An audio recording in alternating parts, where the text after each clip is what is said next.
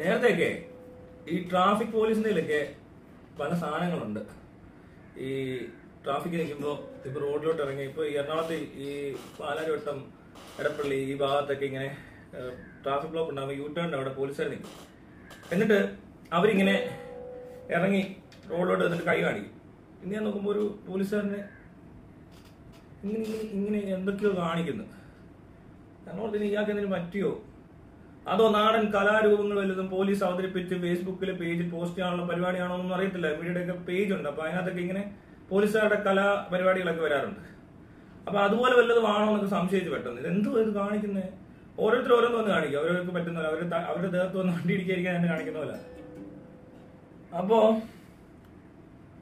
ഞാനിങ്ങനെ ആലോചിക്കുവായിരുന്നു, നേരത്തെ ഒരു സ്റ്റോപ്പ് എന്ന് പറഞ്ഞ ബോർഡ് കാണും, അതിങ്ങനെ കാണിച്ചോണ്ട് അവർ ഇറങ്ങുന്നു പുറത്തോട്ട് ഇങ്ങനെ കാണിക്കും. അപ്പൊ എല്ലാവരും ആ സ്റ്റോപ്പ് ബോർഡ് കണ്ടു, അതിങ്ങനെ വീശി കാണിച്ചാൽ കുഴപ്പമൊന്നുമില്ല. രാത്രിയാണെങ്കിൽ ആ റെഡ് ലൈറ്റ് ഗ്രീൻ ലൈറ്റ് ഇങ്ങനെ സാധനങ്ങൾ പകലും വേണം, അല്ലെ ആ സാധനം വീശണം. മനസ്സിലായില്ലേ?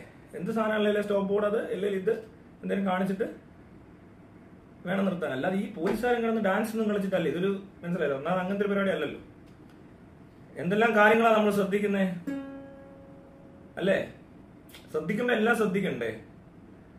മറ്റൊരാണെങ്കിൽ ഒരു MVDയുടെ വണ്ടിക്കകത്തുനിന്ന് ഒരു പോലീസുകാരൻ സീറ്റ് ബെൽറ്റ് ഇല്ലാതെ യാത്ര ചെയ്തപ്പോൾ ഒരു ഓട്ടോക്കാരെ പിടിച്ചപ്പോൾ അവനെതിരെ കേസെടുക്കാൻ പോയ സംഭവം കണ്ടിട്ടുണ്ടോ?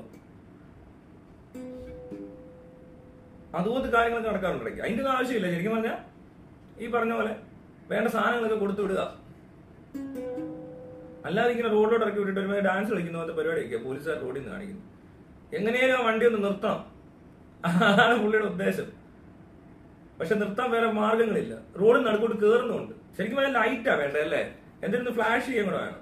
ഏറ്റവും സേഫ്റ്റി അതാ. പെട്ടെന്ന് ഇങ്ങനെ കയറി ഒരു ഒരുത്തിന് അശ്രദ്ധ ഉണ്ട്, ആൾക്കാർക്ക് അശ്രദ്ധ ഉണ്ടല്ലോ, എല്ലാവർക്കും ഉണ്ടല്ലോ. ഇപ്പൊ ഇതൊരു പോലീസുകാർക്ക് എന്താ അശ്രദ്ധ ഇല്ലേ? എന്ന് പറഞ്ഞാല് സാധാരണക്കാർക്കും ഉണ്ട് അശ്രദ്ധ, എല്ലാ ടൈപ്പ് ആൾക്കാർക്കും അശ്രദ്ധ. ഡോക്ടർമാർ അശ്രദ്ധ മൂലം എന്തെല്ലാം സംഭവിച്ചു പറഞ്ഞാൽ എന്തൊക്കെ പ്രശ്നങ്ങളാണ്. അശ്രദ്ധയുള്ള ഡോക്ടർമാരുണ്ട്. ചിലപ്പോൾ ചില സമയത്ത് മനുഷ്യനായതുകൊണ്ട് അശ്രദ്ധ ഉണ്ടാവും. റോബോട്ട് ആയാലുള്ള ഗുണം അതാണ്. റോബോട്ട് വന്നു കഴിഞ്ഞാൽ അശ്രദ്ധയില്ല, അതുകൊണ്ട് ഫെയിലിയേഴ്സിന് ചാൻസ് കുറവാണ്, ആക്യുറസി കൂടും. പിന്നെ ഫാസ്റ്റ് ആയിരിക്കും കുറച്ചുകൂടി, മനുഷ്യനേക്കാൾ സ്പീഡ് ഉണ്ടാവും.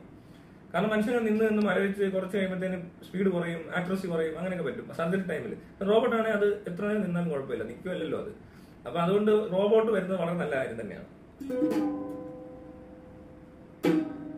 അപ്പോ ഇതിന് റോബോട്ട് വേണ്ട. തൽക്കാലം ഇപ്പോ ട്രാഫിക്കിൽ റോബോട്ട് ഉണ്ട്. റോബോട്ട് വരുമ്പോൾ ഇന്ത്യ മിക്കവാറും റോബോട്ടുകൾ ഏതെങ്കിലും അമ്പലത്തിലെ പൂജാരി ആക്കുക, ദൈവത്തിന് മുന്നിൽ നിന്ന് പ്രാർത്ഥിക്കുക, ഇങ്ങനത്തെ സീൻ ഈ നാട്ടിലുള്ള റോബോട്ടിനും ഗതികളുണ്ടാകാൻ ചാൻസ് ഉണ്ട്. കാരണം ഈ പറഞ്ഞ സ്മാർട്ട് ഫോൺ ഒക്കെ വന്നപ്പോഴേ ഇൻഫർമേഷൻ ഓൺ ഫിംഗർ ടിപ്പാണ്, മറ്റാണ് മറിച്ചാണ് പറഞ്ഞിട്ട് അത് ആവശ്യമുള്ളവർ വേണ്ട രീതി യൂസ് ചെയ്തു, അവർക്കൊക്കെ ഇൻഫർമേഷൻ കിട്ടുന്നുണ്ട്, നല്ല രീതിയിൽ കാര്യങ്ങളൊക്കെ. പക്ഷെ മറ്റവരെന്താ ചെയ്യുന്നത്? ഈ ഭക്തൻ എന്ന് പറഞ്ഞവൻ അവൻ അപ്പോഴും അവിടെ ഇരുന്നോണ്ട് ഭക്തി പ്രചരിപ്പിക്കുക, പ്രാർത്ഥിക്കുക, അതിരുന്നോണ്ട് ഇതൊക്കെയല്ലേ ചെയ്തത്. നമ്മുടെ നാട്ടിൽ ഓരോന്ന് കിട്ടുന്നതിന്റെ ഓരോ കാര്യങ്ങൾ. പിന്നെ മറ്റേ പെണ്ണുങ്ങളെ ഏതെങ്കിലും ഒരു പാട്ടിട്ട് ഇങ്ങനെ കാണിച്ചല്ലേ ലിപ്സിംഗ് അടിച്ച് ഈ സാധനം കാണിച്ചു കഴിയുമ്പോഴത്തേക്കിന് കണ്ടന്റായി. നിങ്ങൾ വിദേശികളുടെയൊക്കെ ഈ പ്രൊഫൈലുകൾ നോക്കണം. ഇൻസ്റ്റയിലാണെങ്കിൽ അവർക്ക് ചിലപ്പോൾ എന്തെങ്കിലും പർട്ടിക്കുലർ കഴിവുള്ളവരാണ്, അത് മാത്രമേ അവർ ചെയ്യത്തുള്ളൂ. അല്ലാതെ നാട്ടിലുള്ള സകല മോഹൻലാലിന്റെ കാര്യം പറഞ്ഞാൽ എല്ലാം ഒന്നും എടുത്ത് ചെയ്യത്തില്ല.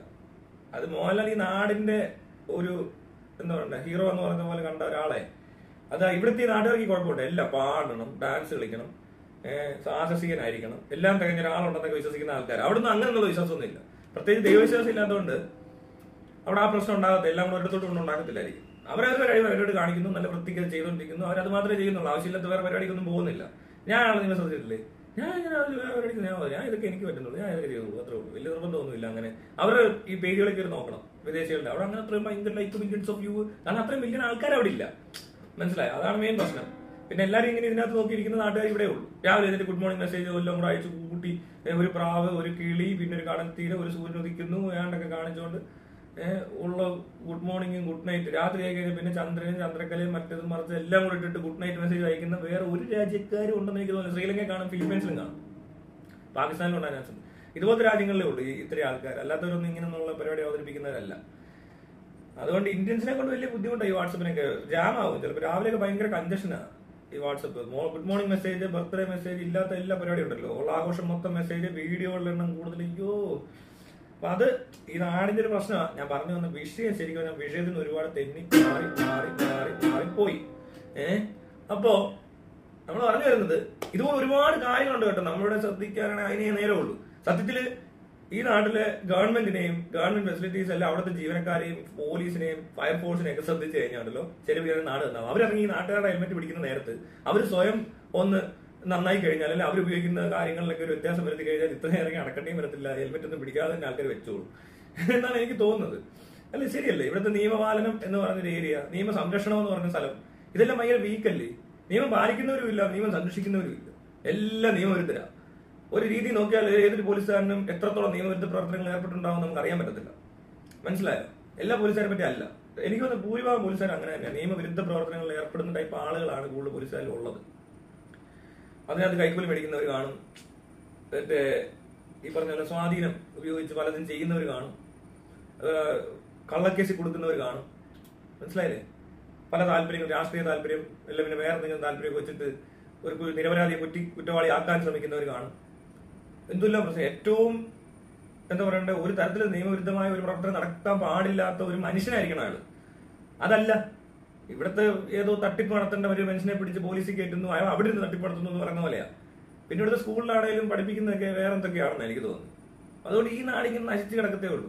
അതിനകത്ത് അവർക്ക് പോലും ഫെസിലിറ്റി കിട്ടുന്നില്ല. ഇപ്പൊ വന്ന് MBD കുറെ മറ്റേ ഇലക്ട്രിക് കാറൊക്കെ മേടിച്ച് കൂട്ടിയിട്ടിട്ടുണ്ട്. എന്താവോ എന്തോ ശമ്പളമൊക്കെ കൊടുക്കാനായിട്ട് ബീവറേജിൽ നിന്നും ഹെൽമെറ്റ് പിരിച്ചതിന്റെ ഒക്കെ കാശാ വേണ്ടത്. അതൊരു ഗതികേടാ ഈ നാട്ടിലെ. പിന്നെ പോലീസ് ഫോഴ്സിന് എണ്ണവും കുറവാണ്. പെട്ടെന്ന് വലിയ പ്രശ്നമൊക്കെ ഉണ്ടായോ കേരളത്തിലെ മുഴുവൻ പോലീസ് ഒരിടത്ത് വന്നാലേ ആ ഏരിയയായിട്ട് ബന്ധപ്പെട്ട് അത്രയും പോപ്പുലേഷൻ വേണ്ടത്ര പോലീസ് ഇല്ല. അപ്പൊ എന്താണ് പറയേണ്ടത്? അവരുടെ ഈ സാധനങ്ങളും ഇല്ല. ആകെ ഉള്ളതാണ് ലാത്തി പോരാ. ഇപ്പൊ സാധാരണക്കാരിൽ ഇവിടെ കുറെ പേരുടെ തോക്കൊക്കെ ഉണ്ട്. സാധാരണക്കാരനല്ല, തെളിക്ക് വെളിവില്ലാത്തവരുടെ വരെ തോക്കൊക്കെ ഉണ്ട്. ബുദ്ധിയും ബോധവും ഇല്ലാത്ത മാനസിക പ്രശ്നമുള്ള ആൾക്കാരുടെ തോക്കുണ്ട്. ആ പോലീസിന്റെ തോക്കില്ല.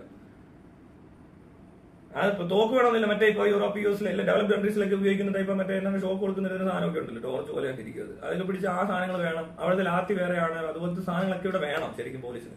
അതൊന്നുമില്ല ഇവിടെ. ഇപ്പൊ സ്റ്റോപ്പ് എന്ന് പറഞ്ഞാൽ ബോർഡില്ലെന്ന് പറഞ്ഞാൽ ആലോചിക്കുക എത്ര വീക്കാണ്. റോഡിൽ നടുക്ക് വന്നിരിക്കുന്നതിന് കുറച്ച് പേർക്ക് പോലീസ് കൊടുക്കാനില്ലെന്ന് പറഞ്ഞാൽ രാത്രി സമയങ്ങളിലാണ് നിൽക്കുന്നതെങ്കിൽ ആ ചുവന്ന ലൈറ്റ് തന്നെ കത്തിക്കണം, എന്നാലേ അത് കൃത്യമായിട്ട് കാണത്തുള്ളൂ. ഇതുമാറെ എന്തൊരു വൃത്തിയായിട്ട പരിപാടി അത്. ട്രാഫിക് സിസ്റ്റം പോക്കാ, പക്ഷെ അവിടെ വർക്ക് ചെയ്യുന്നവരെ കൂടെ ഒന്ന് താത്തി കെട്ടാതെ അല്ലേ? ഗതികേട് നോക്കിക്കോണേ, ഗതികേട്.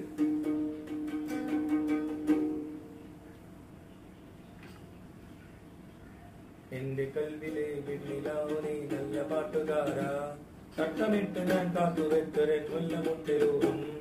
തട്ടമൊന്നു വേണ്ടേ, അത്തറൊന്നു വേണ്ടേ, നല്ല കൂട്ടുകാരാ, സുൽത്താന്റെ ചെയ്തുകാരാ. കഴിഞ്ഞു.